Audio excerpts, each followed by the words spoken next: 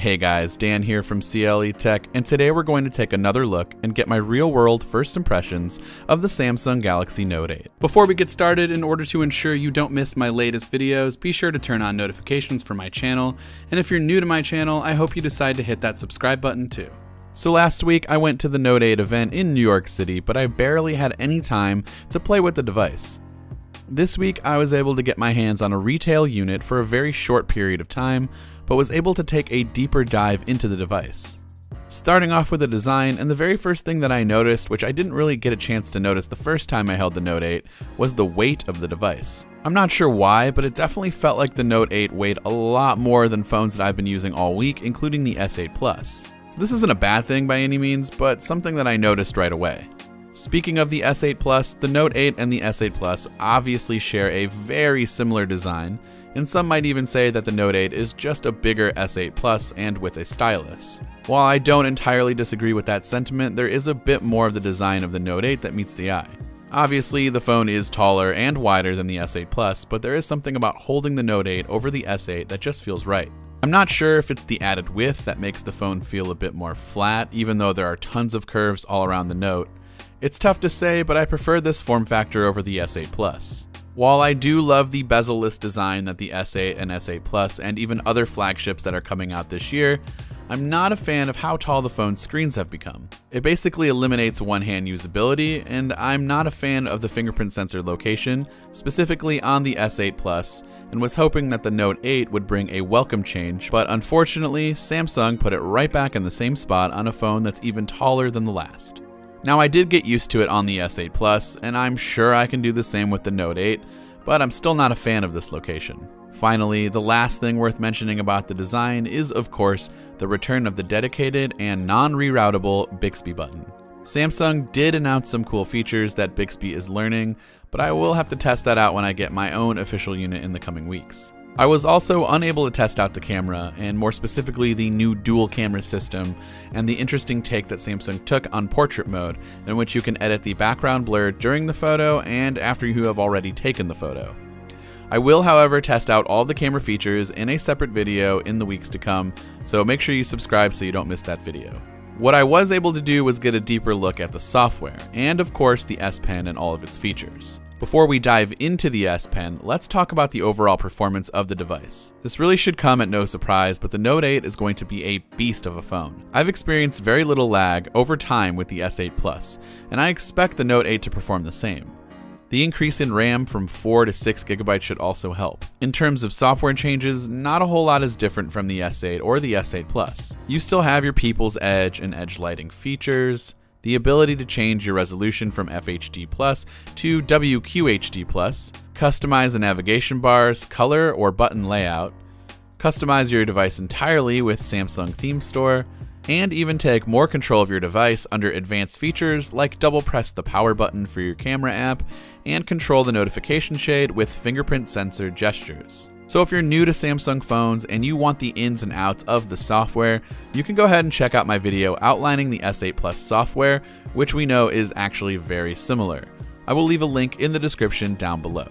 Finally, the S Pen is what makes the Note 8 stand out from the crowd, and so it's only right that we go through all of the features that the S Pen is capable of.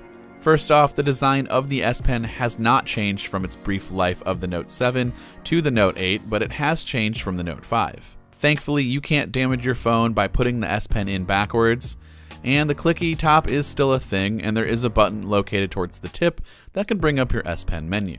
You can also customize said S Pen menu under the S Pen settings. The first thing you can do with the S Pen is obviously create a note.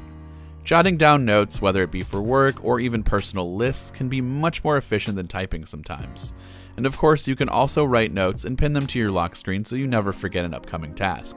Smart Select lets you take a screen grab of a specific part of the screen, and you can crop your selection in a few different shapes and sizes. There is also an option to turn your selection into a GIF if necessary.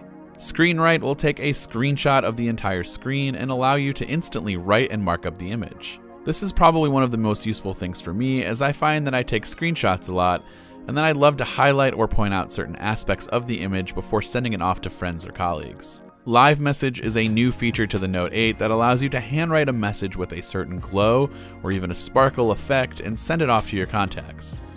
When they receive the message, it will be displayed as if you were writing it out for them in real time. Apple has an extremely similar feature in their Apple Watch and iMessage app.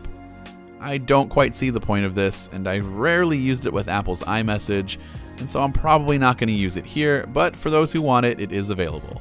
Translate is probably going to be the most useful and underrated feature for those worldly travelers and business people. By hovering over any text that you have on your screen, the S Pen will translate the text in real time for you without having to really do anything. There's even a quick option to listen to the pronunciation of the word.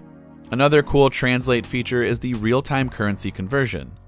So for this example, I just Googled 500 euros and I want to know what that amount would be in US dollars. If I hover over the 500 euros text, it immediately tells me that it's worth about 590 US dollars.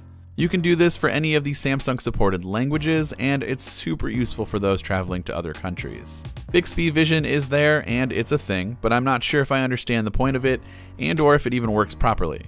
Supposedly with Bixby Vision, you can tap on an image and Bixby should be able to tell you what it is, more information, and potentially where to buy it. It didn't really work for me at all, and it's something I most likely will also never use. For those who don't know, there is a pretty large community of artists in the Pinup app, where you can either color preloaded images on your phone or create your own artwork and share it within the app's social network. Now, I myself personally enjoy the coloring aspect as I am not an artist by any means. It's a bit tough to color with the S Pen at first, especially while holding the phone in your hand and trying to color, but it's definitely a time-consuming and relatively fun activity that you can do with your Note, and probably even a better option to pass off to your kids to keep them entertained. Magnify turns your S Pen into a magnifying glass, which is awesome for those who might have trouble reading text from sites or emails. You can also magnify photos, which will help uncover the tiniest of details, and is something that will definitely come in handy, I'm sure. Finally, Glance will give you the ability to switch between your apps or your home screen by hovering over the app's box with your S Pen. So by doing so, the app will maximize to full screen and you can use the app normally. Once you're done, the app will automatically minimize back to the square thumbnail in the bottom right corner. You can do this to glance at information and multitask between apps quickly and more efficiently. There are loads of other things your S Pen can accomplish, but these are new features that were carried over from the Note 7 and some that were implemented into the Note 8. All in all, I'm a fan of what the Note 8 brings, but I can understand those who might not feel that there is a difference between this phone and the S8 Plus. It's certainly not worth an upgrade from the S8 Plus, and I can totally understand if some people are apprehensive to buy it, considering that it's going to cost at minimum $950 off contract. So unless you really need to have that S Pen and dual camera setup, you might want to take a look at an S8 or S8 Plus if you want to buy a Samsung device. So let me know what you guys think of the Note 8 in the comments down below, and also what you might want to see in future videos covering the Note 8. Of course, don't forget to subscribe so you don't miss videos like this one. Thanks for watching, and I will see you guys in the next one.